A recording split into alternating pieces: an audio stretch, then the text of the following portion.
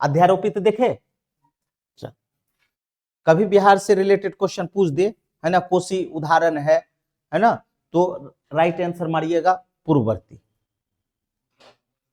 ठीक है ना। अब यदि पूर्ववर्ती नहीं है तब वैसी स्थिति में हम क्या करेंगे, परवर्ती।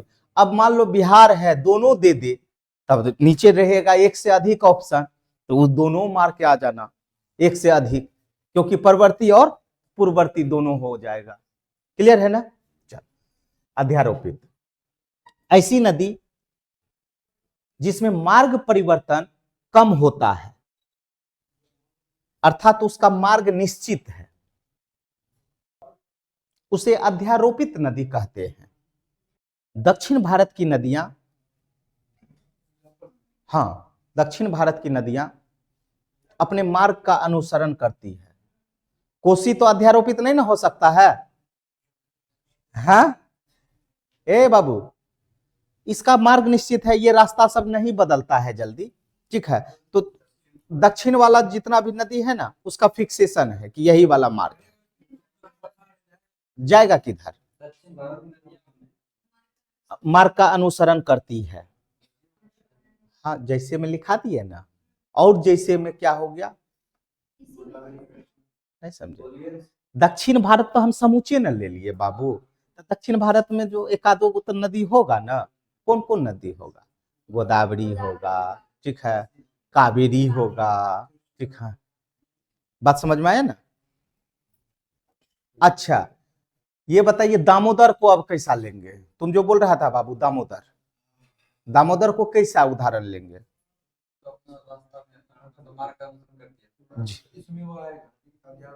अध्यारोपित में दामोदर आ जाएगा। क्लियर है ना, हाँ, कोई दिक्कत। अब ओ बाबू बोलो, नदी कितने प्रकार का, दो प्रकार का, पहला प्रकार का कितना प्रकार, और दूसरा प्रकार दो, ठीक है। पहला प्रकार में कितना प्रकार था, चार, तो चार कौन कौन था, अनुवर्ती, परवर्ती, प्रतिवर्ती और नवानुवर्ती। अनुवर्ती क्लियर हो गया, जो ढाल का अनुसरण करता है। परवर्ती क्या हो गया, जो समकोण पे आकर के मिल रही है। प्रतिवर्ती क्या हो गया, जो विपरीत दिशा से आकर के मिल रही है। और नवानुवर्ती क्या हो गया, है ना, मुख्य नदी के बाद इसका उद्गम होता है लेकिन समांतर चलती है। क्लियर है ना, कोई दिक्कत। पूर्ववर्ती नदी कैसा हो गया बाबू, स्थलाकृति वो उसका पहले से बना हो और काट करके आ रहा हो। जैसे में कौन कौन नदी हो गया, सिंधु, सतलज, ब्रह्मपुत्र, है ना, और कोसी भी इसी का उदाहरण है। अध्यारोपित जो मार्ग कम अनुसरण, मतलब मार्ग निश्चित है, मार्ग परिवर्तन कम करता है, और दक्षिण भारत की ऐसी नदियां होती है। क्लियर है। अब ऊपर दीजिए नदी की अवस्थाएं। अरे थोड़ा मोड़ा कर देगा तो तुम रोक देगा रे, पठारी इलाका है। चल, अब जैसे तुम लोग का अवस्था होता है ना, उसी तरीके से नदी का भी अवस्था होता है। तो अब लिख लीजिए नदी की अवस्थाएं, ऐसे बना दे,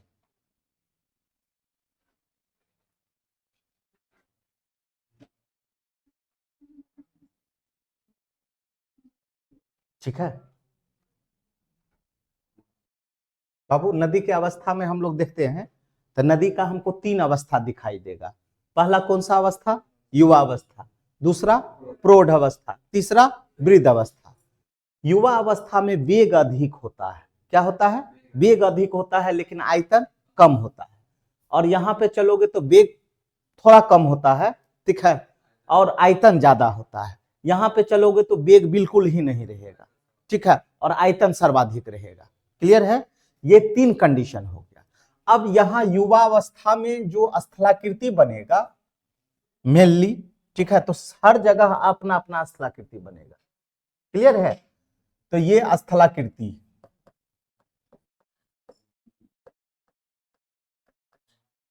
किसमें बाबू अभी देख रहे हैं, तो युवा अवस्था वाला, किसमें, युवा अवस्था में।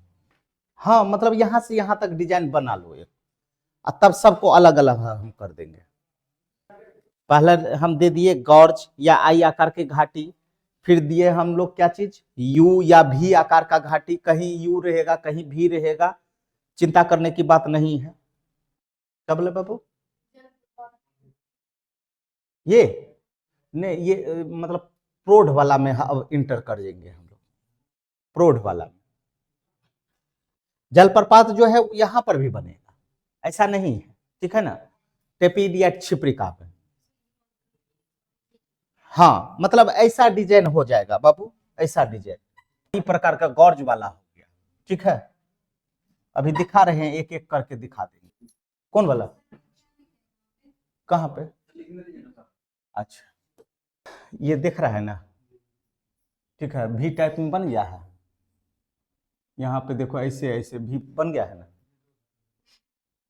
नहीं बना? तो इसलिए भी वाला, जितना भी नदी होगा तो ओरिजिन इसका कहाँ से होगा? ओरिजिन कहाँ से होगा? ओरिजिन कहाँ से होगा? या तो जल ग्लेशियर से होगा, और नहीं तो उसका सोर्स क्या होगा? वर्षा का पानी वाला, ये पलंग पुल। हाँ, पलंग पुल। अभी इतना आकृति बनेगा, ठीक है, एक एक करके अब हम लोग देखते चलते हैं।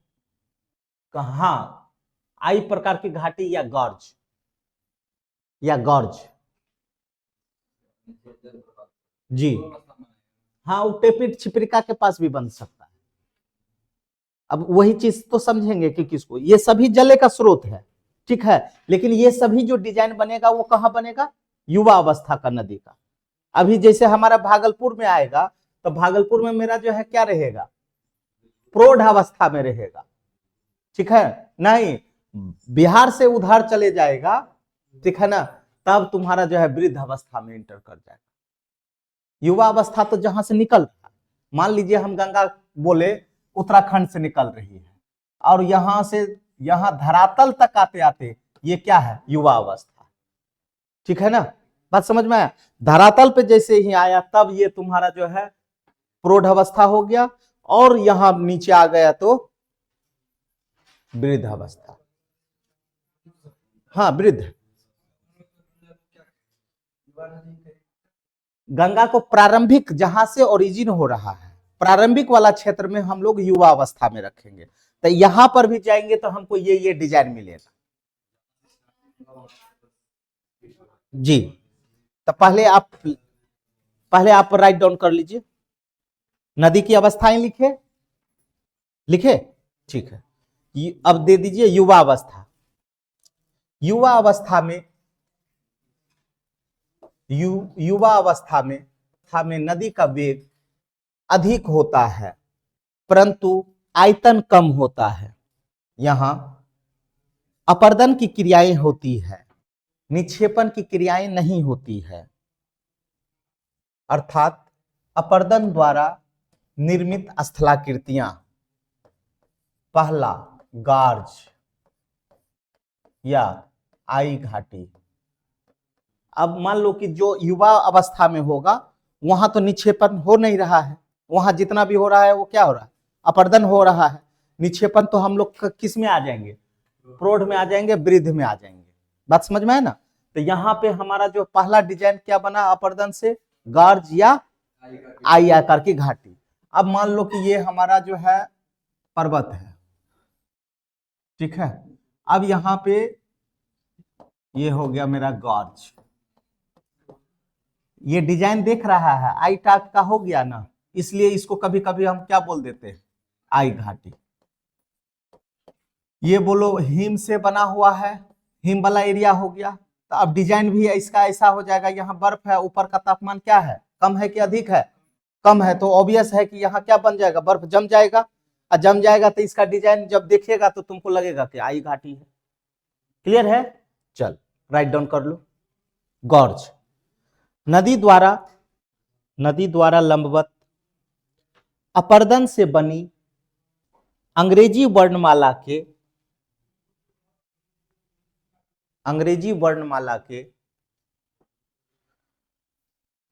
आई अक्षर की तरह बनी घाटी, हाँ, आई अक्षर की तरह बनी घाटी गॉर्ज कहलाती है। जैसे सिंधु और ब्रह्मपुत्र गॉर्ज। ठीक है, कोई दिक्कत है? अब यहां देखो, सिंधु और ब्रह्मपुत्र में तुमको ये घाटी तुमको दिखाई दे देगा, या इसी को क्या बोलेंगे, गॉर्ज बोलेंगे, या आई प्रकार का जो डिजाइन बन गया। अब यही जब पूरा गहरा हो जाएगा, मान लो पूरा गहरा है, ठीक है, पूरा गहरा है, तब इसको हम लोग क्या बोलेंगे, केनियन। केनियन, बात समझ में आया? आगे एक लाइन और लिख लो। नहीं समझा? नहीं, वहां का डिजाइन ऐसा होगा। कभी तुम लोग स्वर्ण रेखा नदी पे गया है, या घाटी वाला क्षेत्र में गया है? चंबल गया है। जैसे हम स्वर्ण रेखा नदी में जो है बच गए, ठीक है ना, लगा कि इतना ठो पानी है, ठीक है ना, अब वहां तो पाताल लोक था अंदर, वो तो बचाने वाला हमको था, एक चंदन भैया थे, उन्हीं का मतलब शिवरात्रि में ये निकला कि एकदम स्वर्ण रेखा नदी से जल उठाएंगे और पहाड़ी मंदिर पे जाकर के जल चढ़ाएंगे। वहां रांची में पहाड़ी मंदिर फेमस है, बात समझ में आया? पूरे पहाड़ पे। तो हम लोग सब एकदम निकले, लॉस से गए, तो यहाँ पहाड़ है, यहाँ पर्वत है, ऐसे करके यहाँ पानी है, तो लगा थोड़ा सा पानी है, डुबकी लगा लेते हैं।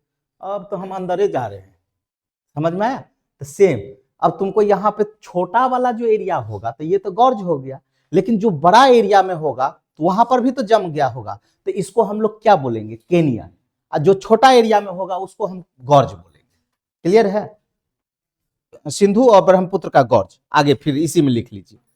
यह गॉर्ज जब बहुत गहरा हो जाता है, यह गॉर्ज जब बहुत गहरा हो जाता है तो उसे केनियन कहते हैं। जैसे अमेरिका का ग्रेट केनियन, यह विश्व की सबसे गहरी केनियन है। तो ये तो कोई तो नदी पे बनाया होगा ना बाबू, बताओ तो कौन सा होगा? कोलोराडो, ब्रैकेट में लिख लो, कोलोराडो नदी। तो कोलोराडो में गॉर्ज नहीं है, क्या है, केनियन है।